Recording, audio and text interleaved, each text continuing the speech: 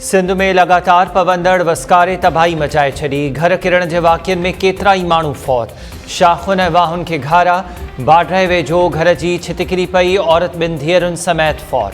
ॻोठ सीहड़ में रियाज़ कांधड़ो जे घर की छितिकिरी पई। संदसि ज़ाल रुबीना, नौजवान धी कूंज ऐं 6 वरनि जी पोपरी फौत। नई देरे में घर किरण सबब एक नींगर फौत। औरतुनि समेत 3 ॼणा ज़ख़्मी। ॻोठ खानवा में 13 वरनि जो अख्तर हयाती विञाए वेठो। फैज़गंज में घर की छितिकिरण सबब एक ॼणो फौत, 5 ज़ख़्मी। ॻोठ शकूर मजीदाणो में सुलेमान मजीदाणो फौत थी वियो। के इंशाह, शाहपुर चाकर, पखो ऐं दौड़ में सिम नालनि खे घारा। 100 एकड़नि ते बीठल फसल पानी हेठि। इंतज़ामिया गुम।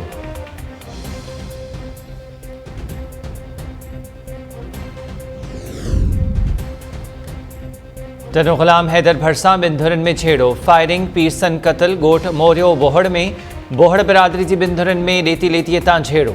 गोलियूं ऐं कुहाड़ियूं लॻण सबब 55 साला फता मोहम्मद बोहड़ मारिजी वियो। गुल मोहम्मद ऐं ईसन बोहड़ सख़्त ज़ख़्मी। लाश ऐं ज़ख़्मी अस्पताल मुंतक़िल।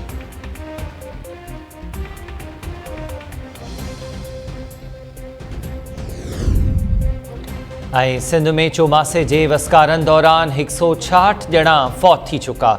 उमरकोट ऐं मीरपुर ख़ास ज़िलनि में सभ खां वधीक तबाही थी। वॾे वज़ीर मुराद अली शाह जी बिलावल भुट्टो ज़रदारी खे ब्रीफिंग। बिलावल भुट्टो ज़रदारी जी सदारत हेठि थियल इजलास में बरसात जे हानियुनि जो जाइज़ो वरितो वियो। वॾे वज़ीर ब्रीफिंग ॾींदे ॿुधायो त 9 ज़िलनि खे आफ़त सटल करार ॾिनो वियो आहे। LBOD जी कलोई वटां सूरतहाल ख़राब आहे। बरसातुनि सबब कपह ऐं खजनि जे फसल खे कापारी धकु लॻो आहे। बिलावल भुट्टो ज़रदारी पारां बरसात मुतासिरनि जी भरपूर इमदाद जूं हिदायतूं।